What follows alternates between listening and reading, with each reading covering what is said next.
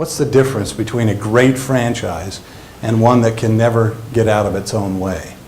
What's the difference between a franchise that just seems year after year in the playoffs and one that year after year is in the lottery? What's the difference between those two?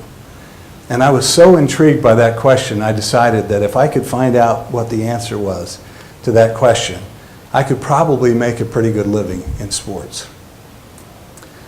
And so over the next 3 months, I traveled all around the country. And because we were representing a group that was going to buy an NBA team, and there weren't many people looking to buy NBA teams in the early 80s, it's actually very similar to that now. All of a sudden, interest in NBA clubs in terms of investment is almost nil.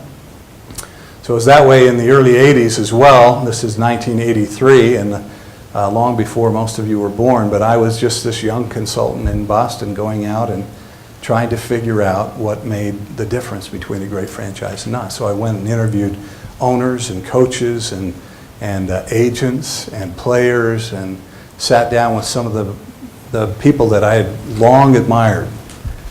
Jerry West and Jerry Buss, who owned the Lakers, Red Auerbach, who was the president of the Celtics, Red Holzman, who was my hero with the New York Knicks.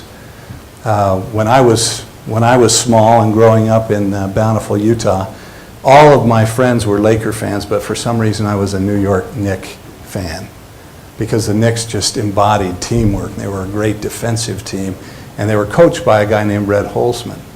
And so suddenly I was, just a couple years out of business school, I'm sitting with my hero, Red Holzman, and talking about what makes great franchises, what the difference is.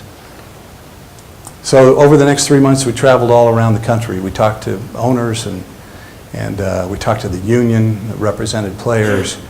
And this is key in this story because, ladies and gentlemen, what it did is I had the advantage for 3 months to look deep inside a business that I badly wanted to be a part of. But I only wanted to be a part of it if I could succeed at it.